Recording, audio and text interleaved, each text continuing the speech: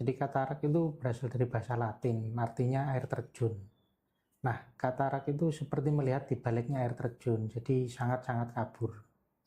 Nah, awalnya mungkin pasien tidak merasa, terutama mereka beranggapan, oh nanti aku ke dokter mata tinggal ganti kacamata biar bisa lebih jelas. Tapi ternyata setelah dilakukan pemeriksaan dengan dilakukan pemeriksaan tajam penglihatan, pasien tetap tidak bisa 100% penglihatannya. Ternyata setelah dilakukan pemeriksaan, biasanya kan rata-rata umumnya orang kan ke optik dulu ya, mau ganti kacamata mungkin minusnya nambah atau ada plusnya gitu. Ternyata waktu ke optik oleh opticiannya itu ini tidak bisa 100%, jadi harus ke dokter mata dulu. Nah, pada saat ke dokter mata itu biasanya sudah ketahuan terjadi katarak, jadi terjadi gejalanya itu biasanya seperti ada kabut atau penglihatannya makin kabur, seperti ada kabut gitu. Kemudian pasien biasanya datang ke dokter mata itu minta kacamata untuk biar lebih bagus penglihatannya, tapi ternyata tidak bisa dan mereka didiagnosa katarak. Biasanya pada saat pasien melihat cahaya itu akan seperti ada glare-glare, itu biasanya kalau kita lihat lampu di sekitarnya itu mungkin ada seperti seperti tajam-tajam gitu loh. Bisa dibilang tidak fokus melihat lampu, jadi kurang, bentuk lampunya sendiri kan biasanya kalau kita lihat bohlam itu kan bulat gitu ya. Nah, di sekitarnya itu biasanya ada seperti kayak cahaya yang memudar, jadi nggak fokus. Jadi dia katarak, bisa aja terjadi katarak. Tapi yang paling sangat umum sih biasanya pandangannya terlihat lebih putih atau lebih berkabut gitu. Beberapa katarak tuh ada yang beberapa gejalanya itu dia siang hari itu sangat kabur, tapi kalau malam dia lebih enak. Karena cahayanya kan lebih banyak pada saat siang ya. Kalau pada saat malam itu kan nggak terlalu, agak gelap kan, kalau malam dia lebih enak untuk melihat. Tapi kalau siang dia juga dia tidak bisa melihat dengan jelas. Ada juga katarak yang pasien ini umpama contoh sudah ada minus ya matanya ya, katakanlah minus setengah, dia minusnya terus bertambah tapi tidak bisa melihat 100%. Setelah diperiksa oleh dokter ternyata sudah terjadi katarak. Kalau kita mendiagnosa pasien katarak ya, itu kan ada grading-gradingnya ya. Kalau di bahasa kedokterannya itu ada sendiri. Cuman secara umum apabila pasien sudah menderita katarak dan dia sudah memenuhi syarat untuk dilakukan operasi, sebaiknya segera mungkin berunding dengan keluarga dan dilakukan operasi. Mengapa? Karena kalau sudah stadium lanjut, ada namanya katarak itu yang matur atau hipermatur. Kalau yang matur ini operasinya itu, teknik operasinya agak susah ya, karena dia lensa matanya akan sangat-sangat keras sehingga timbul berbagai macam komplikasi kalau saat kita mau melakukan operasi katarak. Jadi bisa terjadi glaukoma, bisa terjadi lensanya ini tidak bisa istilahnya lensa itu kan ada penyangganya ya. Kalau kataraknya keras itu penyangganya bisa jadi lemah, jadi bisa lensanya itu bisa tidak pada tempat yang tepat, bisa terjatuh ke belakang maupun ke depan, namanya luksasi. Pada katarak hipermatur juga seperti itu, dia karena sudah mengeras, lama-lama lensanya ini akan meleleh, kemudian dia timbul reaksi radang dari mata. Karena pada saat timbul reaksi radang ini komplikasi banyak juga terjadi radang mata, namanya uveitis. Bisa juga terjadi lensa yang meleleh ini bisa jatuh ke belakangnya mata, itu bisa namanya luksasio juga. Jadi sangat kompleks kalau keterlambatan ini ya. Jadi kalau awal-awal didiagnosa katarak dan sudah memenuhi syarat untuk dilakukan operasi, sebaiknya segera dikerjakan. Karena lensa matanya masih nggak begitu keras, masih empuk untuk dilakukan operasi. Jadi lebih nyaman pada pasien juga.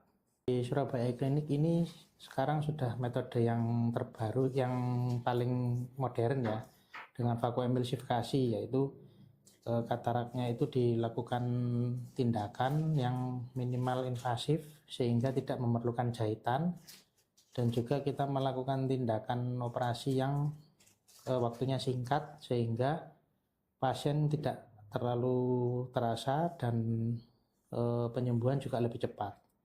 Dan juga kita punya alat yang bisa dibilang cukup modern, yaitu femtosecond cataract surgery, yaitu dengan penggunaan laser untuk melakukan operasi katarak, yang termasuk yang salah satu yang terbaru. Konvensional itu yang metode yang lama itu nama operasinya ECCE atau SICS, yaitu extra capsular cataract extraction atau small incision cataract extraction. Tapi sekarang kita menggunakan vakuemulsifikasi, jadi tidak memerlukan jahitan. Jadi dengan cara, kalau bahasa awamnya ya, kataraknya itu digetarkan sampai jadi lebih lunak lalu disedot. Sedangkan kalau menggunakan femto laser assisted cataract surgery, menggunakan irisan luka dan irisan kataraknya dipecah-pecah menggunakan laser. Kemudian kita tinggal melakukan penyedotan lalu memasukkan lensa buatan ke dalam mata, dan lensanya ini lensa yang bisa dilipat ya. Jadi di dalam bola mata dia akan mengembang sendiri. Pertama pasien kita siapkan ya, kemudian di bola matanya itu dilakukan irisan sangat kecil, mungkin sekitar beberapa mili, untuk memasukkan alat. Kemudian kita menggetarkan lensanya itu supaya lensanya yang terkena katarak itu bisa dipecah menjadi kecil-kecil, lalu kita sedot. Kemudian kita pasang lensa buatan, yang lensa buatannya ini bisa dilipat ya, namanya foldable lens. Jadi alatnya itu seperti alat suntik, jadi kita lakukan kayak penyuntikan gitu, nanti dia di dalam akan mengembang. Jadi mengganti lensa yang sudah terkena katarak itu dengan lensa buatan. Menggunakan femtolaser, pembuatan sayatannya dengan laser, jadi sama sekali tidak menimbulkan nyeri. Yang femtolaser ini lebih canggih lagi. Kita hancurkan lalu kita sedot. Kemudian untuk mengganti lensa yang sudah terkena katarak tersebut, kita masukkan lensa buatan yang bisa dilipat, namanya foldable lens itu. Di dalam dia akan mekar sendiri. Jadi fungsinya seperti lensa alami saja. Setelah dilakukan operasi katarak, memang ada anjuran untuk tidak mengucuk-ucuk mata ya, karena kan setelah dilakukan operasi kan pasti matanya kan meradang, udah pasti ya, namanya juga kita melakukan operasi pasti terjadi peradangan. Nah apabila terjadi peradangan kan, kalau dilakukan mata dikucuk-kucuk itu rawan infeksi juga kan, tangan kita kan nggak tahu ya bersih apa enggak. Dan juga resiko untuk lensanya bergeser karena dia kan belum fix ya, karena masih masa penyembuhan. Tapi kalau sudah 2 tahun biasanya itu sudah membaik, sudah fix lensanya, tapi tetap ada resiko lensanya bergeser, terutama pada usia-usia tua ya, lanjut usia. Kita menyediakan semua jenis lensa, jadi nanti tergantung dari kebutuhan pasien. Apabila dia perlu untuk penglihatan jauh dan penglihatan dekat, ada lensa khusus. Kemudian perlu penglihatan menengah untuk masih mengerjakan laptop dan lain sebagainya, sama penglihatan jauh, lensa khusus ada. Jadi nanti bisa berdiskusi pada saat kunjungan, apa harapan pasien seperti apa, dan dia kepingin pasca operasinya bagaimana, itu nanti bisa dirundingkan. Pertama kita mesti tahu dulu apakah ada penyakit lain penyerta, contoh seperti kencing manis atau darah tinggi, karena akan berefek kepada hasil operasi. Jadi pada saat mungkin operasinya baik, tapi karena komplikasi dari darah tinggi atau kencing manis seperti diabetes retinopati atau pecahnya pembuluh darah di dalam mata, bisa mengakibatkan kemunduran penglihatan. Jadi tetap perlu dilakukan pemeriksaan dulu. Jadi ibu monggo ke klinik mata terdekat untuk dilakukan pemeriksaan, dicari penyebabnya dulu. karena kalau disertai dengan komplikasi tentu harus ditangani dulu komplikasinya ya, seperti kencing manisnya, gulanya harus terjaga, tidak tinggi, darah tingginya juga harus minum obat-obatan darah tinggi supaya bisa terkontrol tensinya. Kalau untuk penglihatan kaburnya ya kemungkinan kita lihat penyakit penyerta lainnya dulu begitu, Mbak. Dok, apakah katarak hanya terjadi pada kalangan berusia lanjut saja? Jadi katarak ini tidak hanya menyerang pada usia lanjut saja. Ada beberapa jenis katarak, contoh katarak kongenital itu dia sejak lahir sudah ada kataraknya disebabkan oleh beberapa penyakit atau sindroma-sindroma tertentu. Kemudian ada katarak juvenilis, yaitu pada dewasa muda. Ini bisa terjadi, mungkin ada penyebab-penyebab karena dia lingkungan kerjanya yang terlalu banyak polusi, seperti itu bisa. Kemudian ada katarak traumatika, jadi ada trauma pada daerah mata, mungkin terjatuh kecelakaan atau terkena pukulan, atau mungkin atlet terkena bola ya, jadi daerah matanya terjadi benturan sehingga terjadi katarak. Lalu ada juga katarak komplikata oleh karena penyakit-penyakit lain seperti yang saya sebutkan tadi, bisa karena kencing manis atau penggunaan obat-obatan tertentu yang mempercepat terjadinya katarak. Lalu pada orang tua itu disebut katarak senilis atau katarak pada orang-orang usia lanjut. Jadi katarak tidak hanya pada orang tua saja, walaupun memang secara persentase lebih banyak pada usia lanjut. Nah, kalau yang katarak-katarak komplikata dan itu harus dicari penyakit-penyakit penyertanya harus ditangani juga. Jadi nggak hanya katarak saja. Tekanan mata tinggi itu bisa disebut dengan penyakit glaukoma, walaupun itu harus dicek dulu tekanan bola matanya itu mengeras apa enggak. Kalau dia mengeras, ada kemungkinan kita suspek sebagai penyakit glaukoma. Nah, itu butuh obat-obatan tertentu dan pemeriksaan-pemeriksaan tertentu juga. Dok, bagaimana proses penggunaan BPJS? Teknisnya BPJS itu mungkin bisa dilakukan pemindahan vaskes ya untuk sementara, karena mungkin domisilinya di Bandung tapi tinggalnya di Sidoarjo, bisa dilakukan pemindahan vaskes tapi tentu melalui aplikasi dan perlu waktu, tidak bisa langsung. Dan untuk perpindahan vaskesnya ini menyesuaikan dengan vaskes yang terdekat, jadi ke puskesmas atau ke klinik dulu yang vaskes tingkat 1, nanti dirujuk untuk tipe kelanjutnya. Dok, apakah setelah operasi katarak ada efek sampingnya? Dan apa saja efek sampingnya? Setelah operasi katarak memang ada beberapa efek samping.